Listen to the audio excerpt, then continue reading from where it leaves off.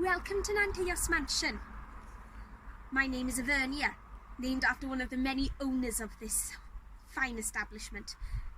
The daughter of John Jones, High Sheriff of Ceredigion, who my great-grandfather worked for. And like the Lady Avernia, I myself am a nanny at the manor. Of course, you almost likely guessed what I was due to the way I'm dressed. There would be no way her ladyship or his lordship would be dressed in these old rags. Nowadays, it's all about the corsets and the wonderful designs of the 1800s. I myself could never afford it, making only £8 a year as the nanny. But I do win small contests for poetry in my town of Aberystwyth. Sometimes the money is even less due to the tollgate fee, which is 5 shillings every year. Only, most recently there have been attacks on the tollgate by a band of rebels who call themselves Rebecca and her daughters, most likely referring to Genesis, where Rebecca talks of the need to possess the gates of those who hate them. Of course, it is fair to feel some sort of resentment towards the turnpike trust due to the 5 shillings that we pay every time we cross a tollgate. We can barely afford anything due to these tolls, but I must simply try to work harder for a better chance of earning more from my family. Of course, due to the boys growing up, I will not be needed as they will need a teacher to help them along their way. Hopefully, I will be able to stay on as an under-nurse for her ladyship. It's either that, going to the workhouse, or getting married, and due to working, servants are unable to meet prospective husbands, and even if my parents do not find me a suitable match, I would not be able to leave the marriage. If I signed the divorce papers, I'd bring shame upon my family, and if I ran away, I'd just be brought back to my husband, and goodness knows what would happen then.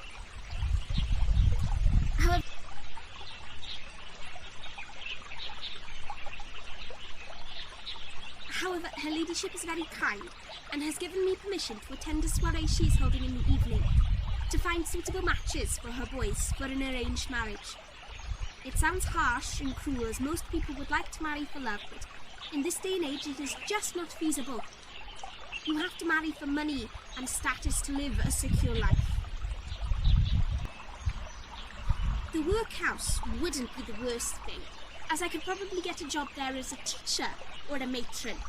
However, I wouldn't be there for very long, as turnover rates are very high, but it would give me enough money to help support my family until I can find a husband. Most staff get dismissed over drinking habits or actually having relations with the master, which in itself is scandalous, as most of the times master and matron are married. This is to avoid unwanted pregnancies, but obviously that hasn't helped very much. However, men are only interested in beautiful women and have no regard for the things going on inside their heads. To them, we are just an object to make them look better. Marry them young, birth their children, and then live in discontent until we die. That is not the life I want to lead. I want to lead a life of happiness and love. I don't want to give birth to children in a cold and emotionless home just because their father had the right amount of money and thought I was pretty. I want to marry for love, and if that means marrying a poor man, then that is what I shall do. I would continue to work to help support my husband and gather enough money to buy a nice house in the countryside, where we have enough land to make crops and harvest the fruits of it. Even if it isn't a comfortable life, it's better than living a lie and having your husband break his vow with yet another mistress. But that's the sad reality of it all. There are no happy endings unless you make them yourself. My name is Anne, and I am a student in music at the University College of Wales in Aberystwyth town. I live at Alexandra Hall during my studies. It's right on the seafront and has become very precious to me. Aberystwyth has a real magic to it. Mrs. Powell, who I'm here to see, believes that the sea is greatly beneficial to one's health. I met Mrs. Margaret Powell not too long ago on the promenade near Alexandra Hall. I was staring out to sea, marvelling at its beauty, when she appeared beside me. "Wonderful, isn't it?" she said. I couldn't help but agree. It truly was.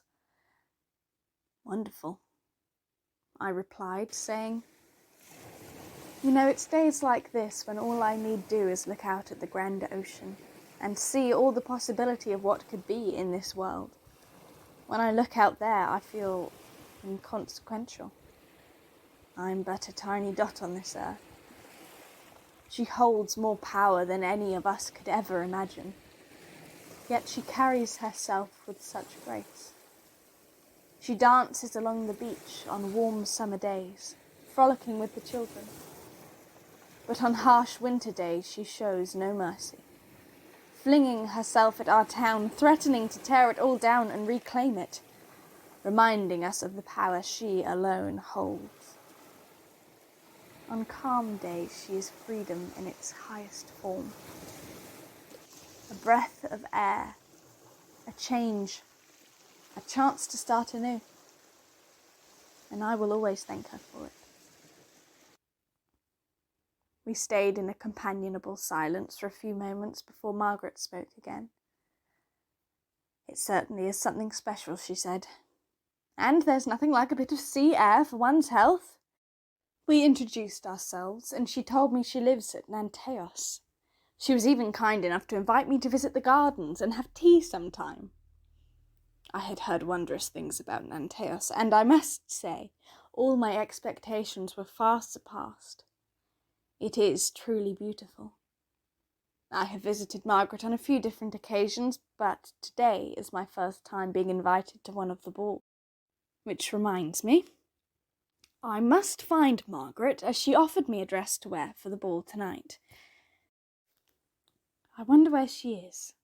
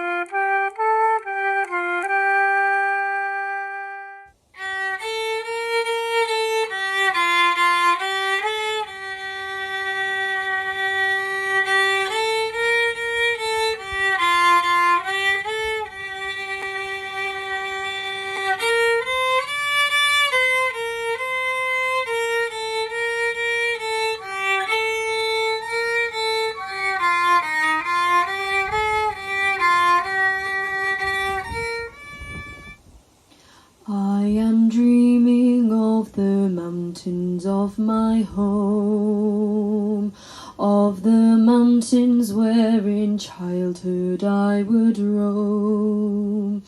I have dwelt 'neath southern skies, where the summer never dies, but my heart is in the mountains of my home. I can see the little homestead on the hill. I can see the magic music of the rill. There is nothing to compare with the love that once was there in the lovely little homestead on the hill.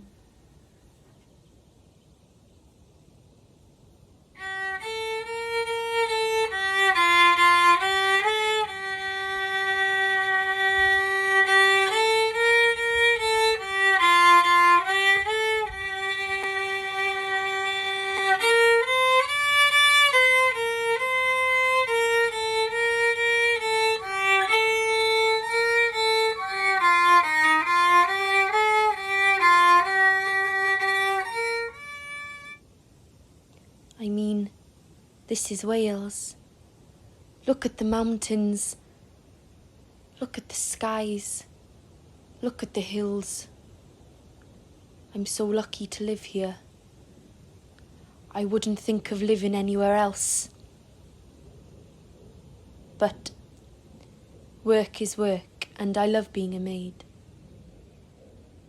It's what I want to do. I may miss home, but this is much better for me. I would not change it for the world.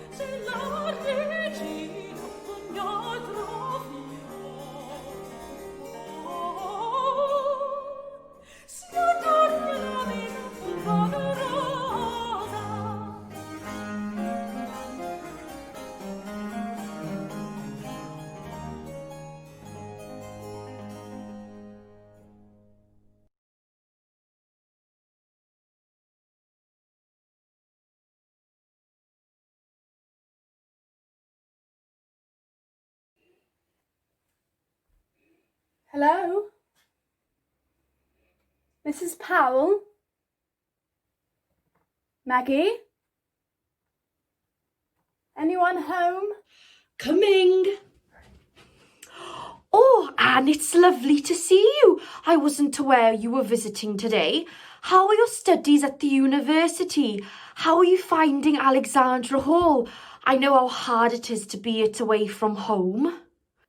Good afternoon, Maggie. It's going very well, thank you. And yes, Alexandra Hall is beginning to feel like a home from home. You really would get on very well with the other girls at Alexandra, not to mention how clever you are. Oh, well, that's awfully nice of you, but that's not the life I live. I'm very much content where I am. Besides, what would old Mrs. Powell do without me here?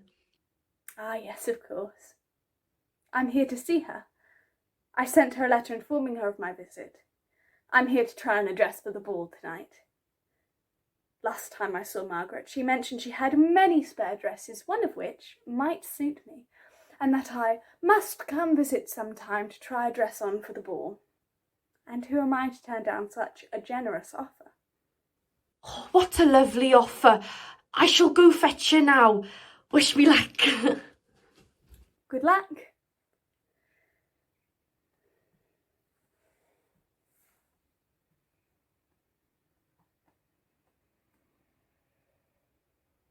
Now we wait.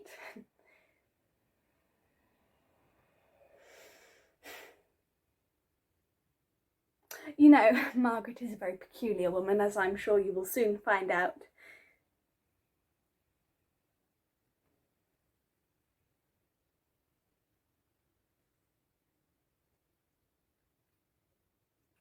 You may at this point be wondering why Maggie hasn't called out to Margaret.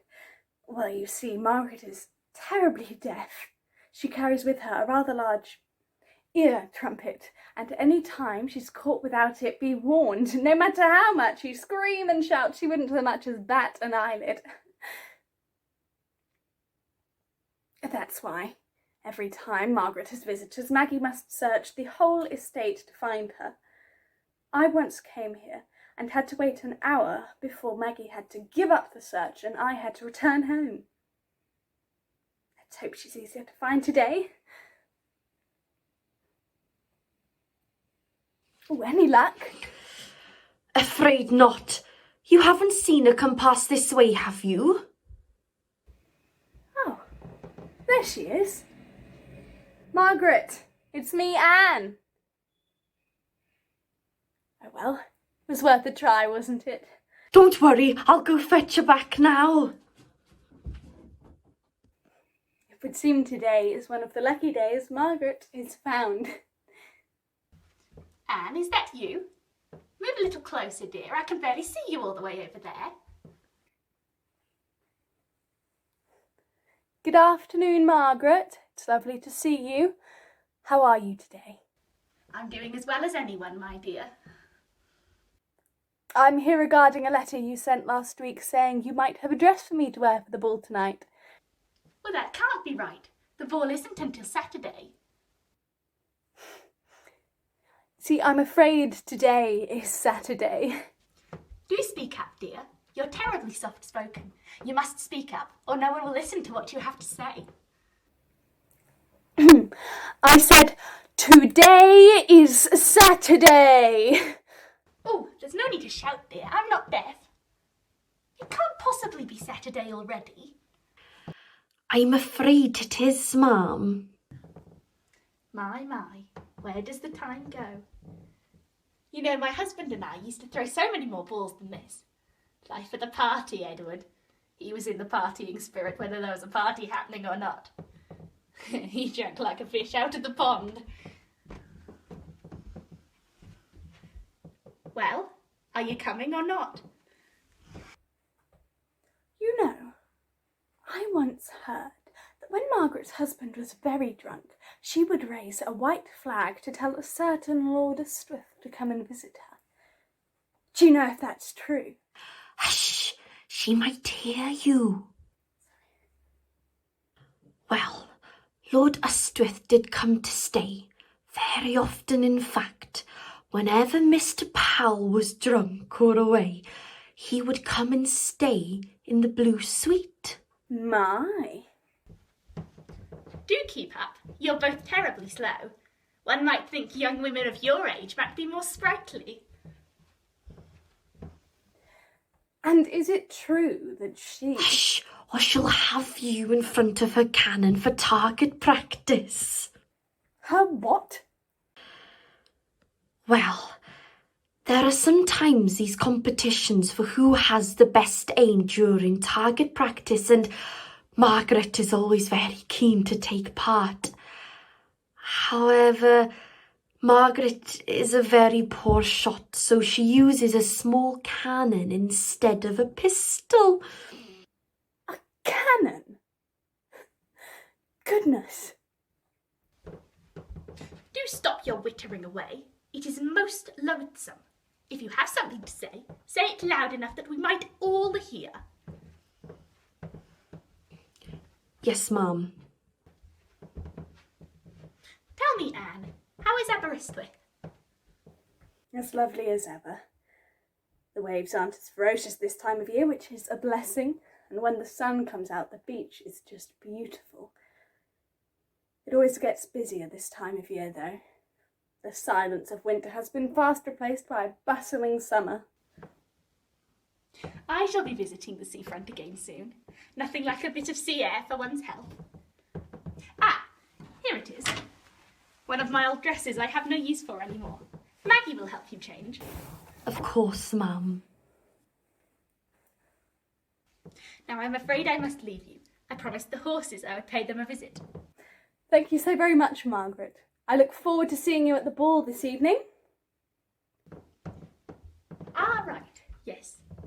Yes, the ball. I shall see you there. Do you think she'll remember?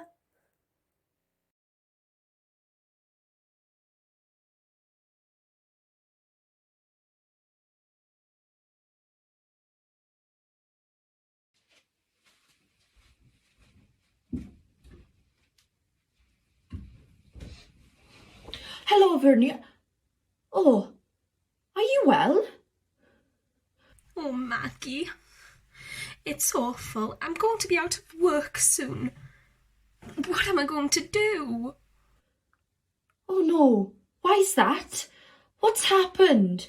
Do tell me. The boys are growing up, Maggie. They won't need me anymore.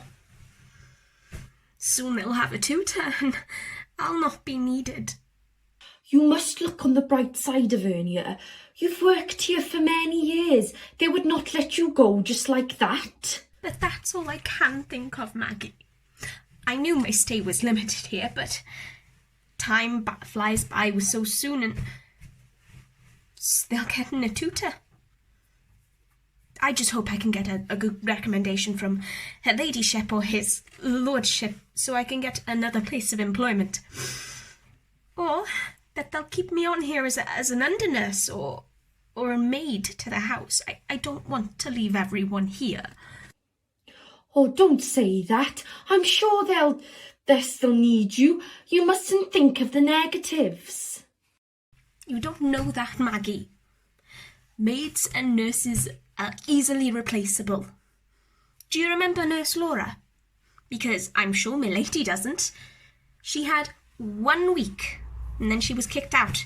Just like that. Poof. Gone in a cloud of smoke. Plenty of people would love to take my place.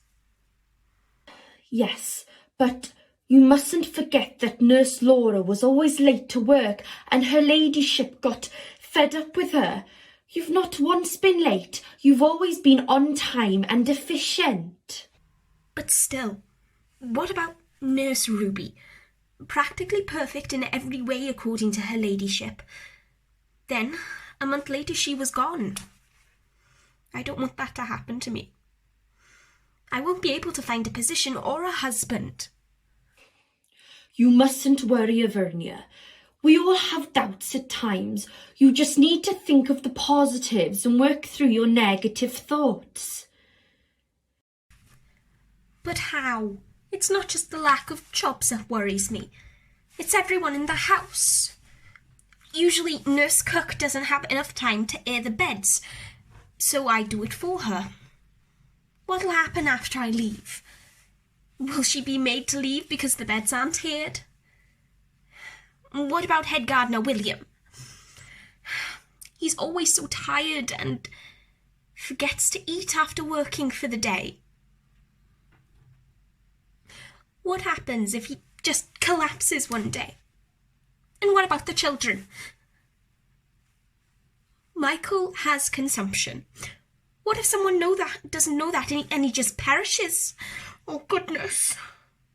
You're worrying too much, Vernia. This is not good for your health or for others around you. You must think positively. All these dreadful things have not happened. Let's speak of something different to get your mind off the situation. Yes, right then. What about you? How are you, Maggie? I know sometimes people get homesick when working here. You all right? I'm coping. I do miss home quite a bit, but I need to think of the positives and be happy that I have a job to help my family. I do get sad and I do have times where I want to go home, but I mustn't think of that. I must keep working. Oh, Maggie, it's all right to miss home. Sometimes all we need is a good cry.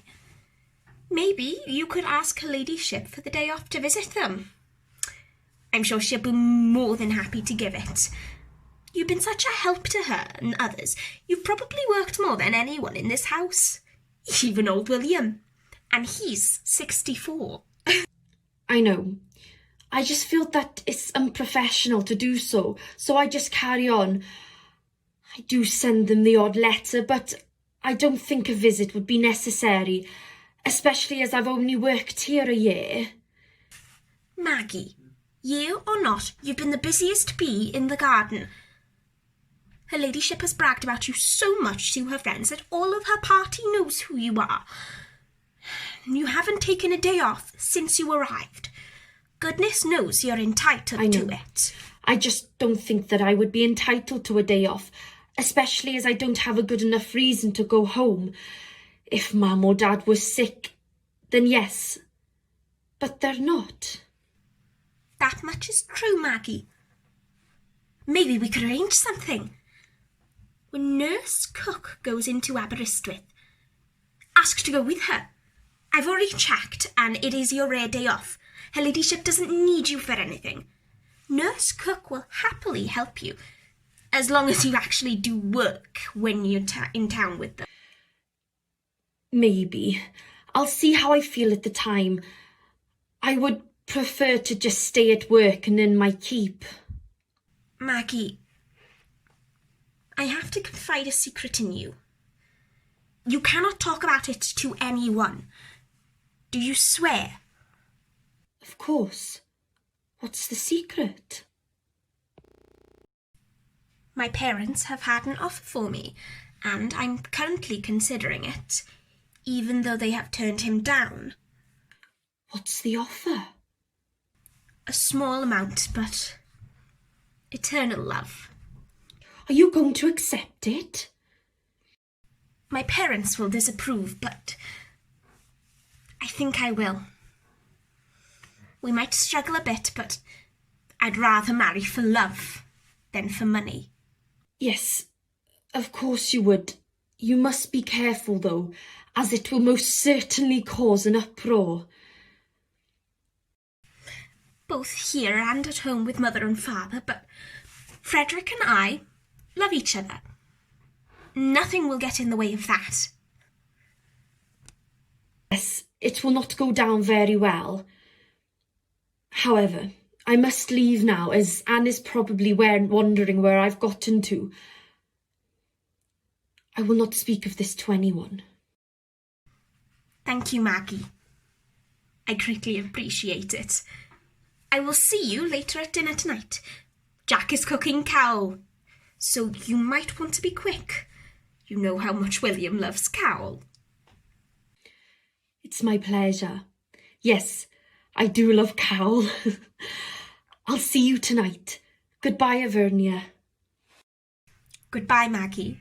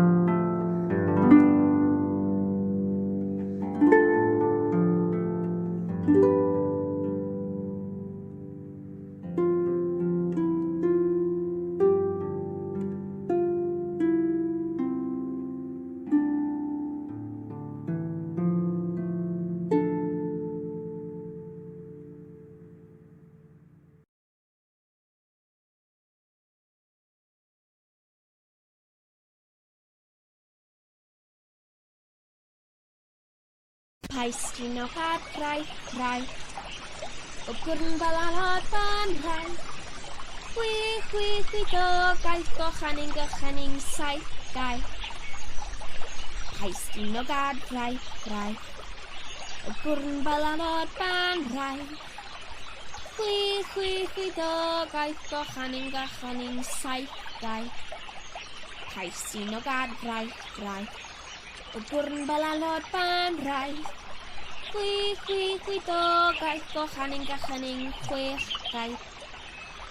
Paistrin o gadrau, rhai, o gwrn balalod ban rhai. Chwi do, gaeth gochaning gychaning pump gau. 1, 2, 3, 4, 5, 6, 7, 8. Paistrin o gadrau, rhai, o gwrn balalod ban rhai. Chwi do, gaeth gochaning gychaning tair gau. Paistrin o gadrau, rhai, o gwrn balalod ban rhai. Chwi do, gaeth gochaning gychaning dwy gau. Ian, tan, tefr, peder, 5, 7, hifer, hofer. Paistrin o gadrau, rhai, o gwrn balalod ban rhai. Chwi do, gaeth gochaning gychaning 1 gau. Pan eled y dad i hela, llaeth yr ysgwyd llori llaw. Ei gelw gwg o hoc, gif, gaff, dali, dwg. Ei lledu bysgwng horwc, man bad llaw, llew llynig. Pan eled y dad i fynydd, dydy gair pen uwch, pen gwthwg, pen hyd, pen grydgar feith o fenyd, pen pysgoriad y drwenyd, o'r sawl ydgyrhaid y dadi ag acwn, o wrth y llew yn y llwywen. Nid angheu oll niwe o'r dain.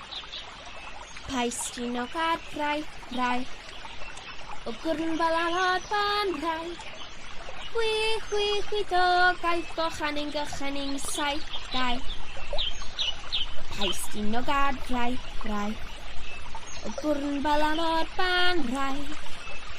Chwi do, gaeth gochaning gychaning saith gau.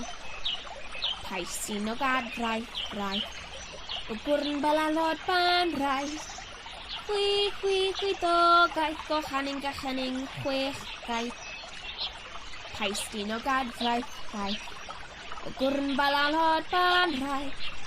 Chwi do, gaeth gochaning gychaning 5 gau. 1, 2, 3, 4, 5, 6, 7, 8. Paistrin o gadrau, rhai, o gwrn balalod ban rhai. Chwi do, gaeth gochaning 8 gau.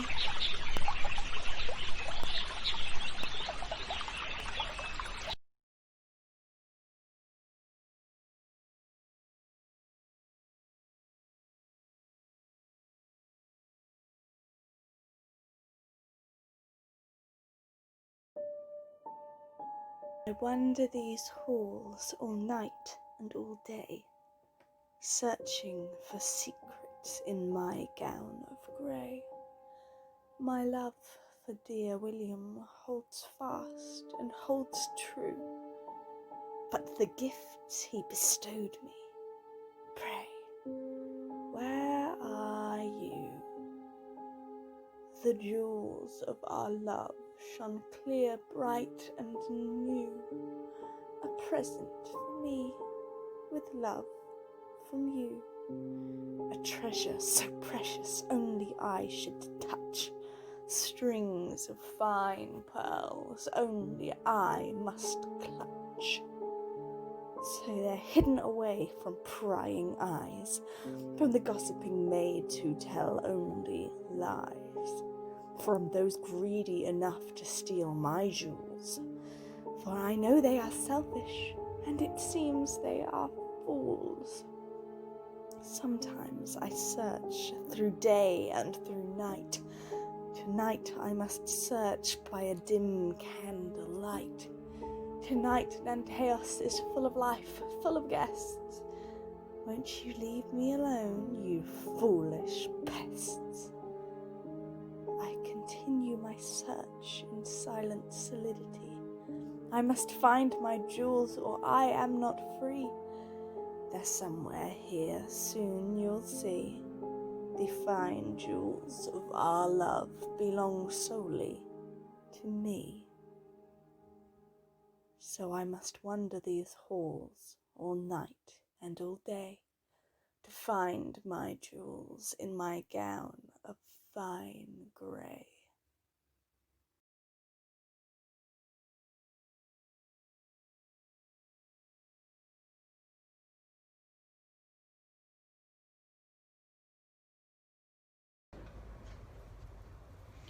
Poor Jack the Coon and Jenny his wife.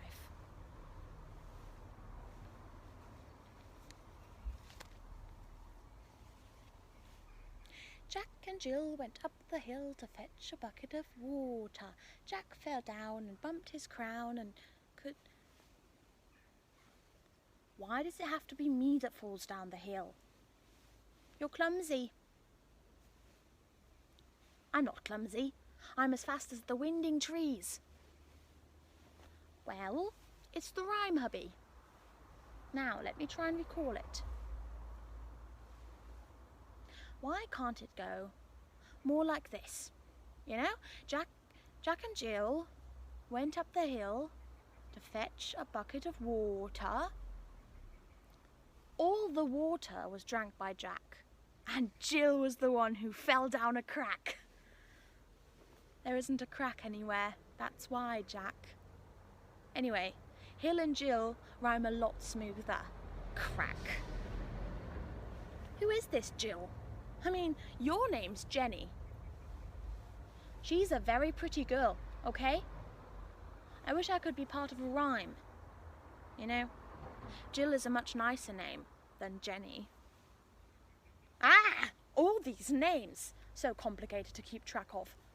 The only thing I can track down is a pheasant, if I'm being honest, Janice. At least you get your own name right. And the name of our owners. I can get that one right too. It's Tommy, Willie, row a boat, Poo Poo. Almost like a riddle itself, don't you think? Jack, it really isn't. Thomas, William, Roland Powell would not be very impressed at all. Well, help me to remember it then. Let's see. W, T, R, P. Tea, roast and pepperoni. W. Ooh, my name for him will be When Do I Get My Tea with Roast and Pepperoni? I don't think that's such a great idea, Jack. You should probably stick to your crunchy bites and the leftovers of a pheasant. But you can have a sip of the water I fetched from the hill if you'd like. If you get to be a Jill rather than a Jenny, I'd rather be a cook than a coon. Ha! I'm really getting the hang of these rhymes.